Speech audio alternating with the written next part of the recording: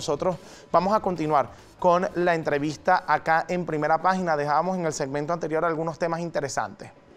Una reunión entre Sergey Lavrov y Holmes Trujillo, canciller de Colombia. Ambos cancilleres han hablado del caso venezolano y han consensuado de que la salida de Venezuela debe ser política, de que la salida de Venezuela debe ser salomónica y de que una intervención militar no es aplaudida por absolutamente nadie. Pero cuando llegan a hablar de, según el canciller ruso, le dice, bueno, si ustedes son países vecinos, imagino que sostienen ciertas conversaciones, Holmes Trujillo dijo sí, con el gobierno legítimo de Juan Guaidó.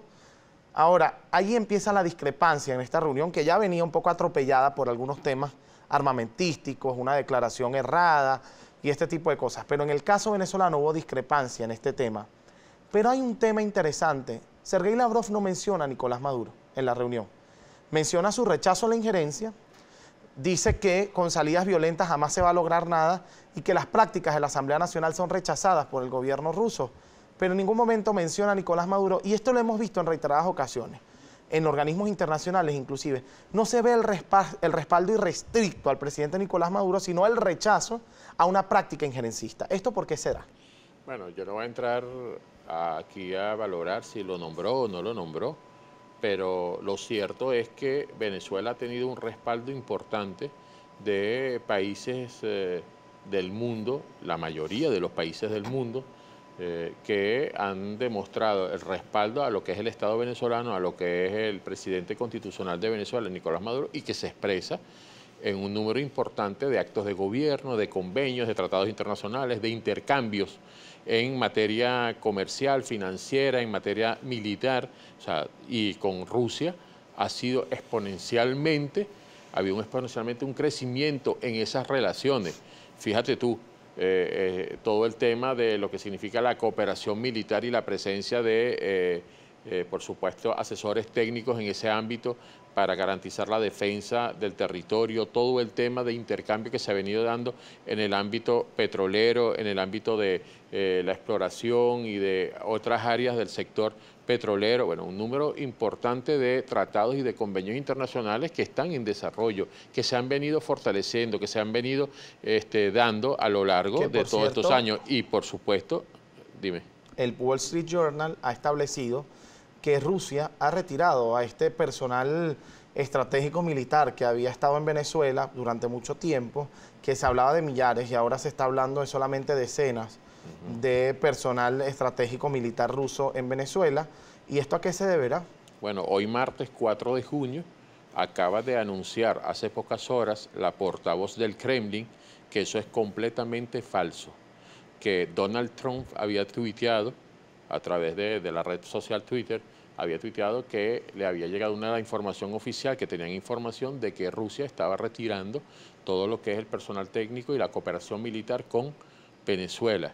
Ha sido desmentido por la portavoz del Kremlin, ha señalado que no hay ninguna comunicación oficial y no hay ningún tipo de información de parte del gobierno de la Federación de Rusia ni del Kremlin, señalando de que hay una disminución o un retiro del personal técnico o de cualquier cooperación que se esté dando con Venezuela. Eso ha sido anunciado a pocas horas a raíz del Twitter que generó el presidente de los Estados Unidos, Donald Trump. Y que es más creíble, porque ¿cómo creer entonces en las declaraciones del Kremlin cuando en esta reunión de Lavrov con Pompeo, luego de defender, entre comillas, a Venezuela en el caso de la situación política, económica y social, pasa entonces Rusia a sustituir a Venezuela en el suministro de petróleo a los Estados Unidos? Pareciera que los intereses comerciales están por encima de cualquier otro interés en este tema, ¿no? Dos cositas. El derecho internacional y las relaciones internacionales siempre están supeditadas por todo lo que significan las relaciones económicas entre los estados. Eso es un elemento fundamental en las relaciones internacionales. ¿Era el momento de una negociación económica cuando se está hablando del caso venezolano? ¿O puede ser una puñalada por la espalda en contra de Venezuela? El caso económico es lo que gira frente a toda esta situación, porque ¿qué es lo que está ocurriendo en Venezuela? ¿Por qué Venezuela hoy es el centro de la confrontación internacional y se volvió uno de los epicentros de las confrontaciones mundiales. Cuando tú analizas en la geopolítica internacional, tú ves que hay varios puntos en el mundo, varios centros en el mundo que son los epicentros de las confrontaciones: Venezuela, Siria, Ucrania. ¿Por qué Venezuela lo es? Por todo lo que representa Venezuela en materia energética, en materia de recursos naturales, en la geopolítica que se está desarrollando a nivel regional y, por supuesto, en la disputa que existe entre las grandes potencias económicas. Venezuela es parte de esa joya de la corona en disputa y que buscan, por supuesto, fortalecer relaciones con ella. Es un elemento fundamental. Pero en este caso se fortalecen relaciones con los Estados Unidos. O sea, pareciera ser que la joya de la corona es Estados Unidos en el caso de Rusia. No, es parte de la disputa y de cómo se van desarrollando entonces las relaciones internacionales. Y con lo primero que estabas planteando, y cabe señalar, acaba de realizar un estudio CNN, que no es ningún canal chavista, no es ningún canal que se está dando apoyo al gobierno de Nicolás Maduro. Ha señalado que el presidente Donald Trump de los Estados Unidos, desde que asumió la presidencia de los Estados Unidos hasta ahora, se ha conseguido que ha generado más de 10.000 mentiras, noticias falsas a través de sus cuentas Twitter, a través de sus cuentas en Facebook. 10.000 mentiras, lo que es para un presidente de una nación como los Estados Unidos. Bueno, no es chavista, pero es anti-Trump. Bueno, eso también es una realidad.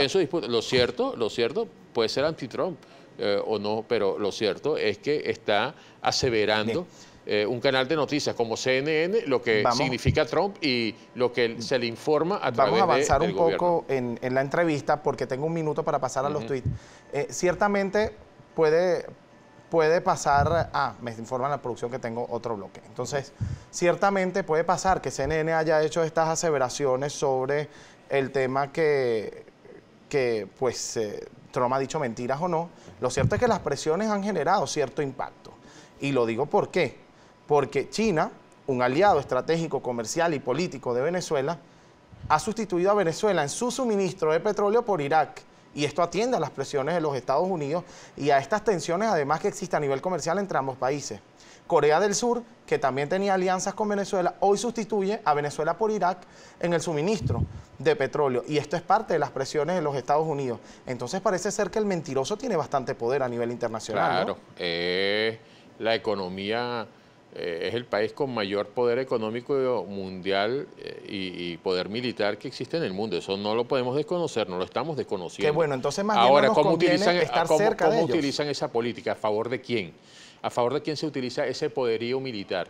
¿A favor de los pueblos, de la soberanía de los pueblos, de la independencia de los pueblos, o a favor del gran capital, de la acumulación de las transnacionales, de las corporaciones que se apropian de los recursos de los pueblos en beneficio del gran capital internacional? Eso es lo que nos beneficia a los venezolanos y venezolanas, que los recursos de los venezolanos y venezolanas, que nuestro petróleo, que nuestros recursos naturales sean expropiados y que sean parte de la acumulación de la riqueza de las transnacionales y de las corporaciones, o que esos recursos se utilicen en favor del pueblo venezolano, que podamos incrementar un desarrollo productivo nacional, autóctono, por cierto, por ejemplo, que podamos impulsar todo lo que significa la construcción de un país soberano económicamente, independiente económicamente, que permita el desarrollo nacional. Eso es lo que hoy está en juego, eso es lo que hoy, por supuesto, es parte de la confrontación que se viene desarrollando, y nosotros desde el Partido Comunista de Venezuela hemos señalado la necesidad de avanzar en un conjunto de elementos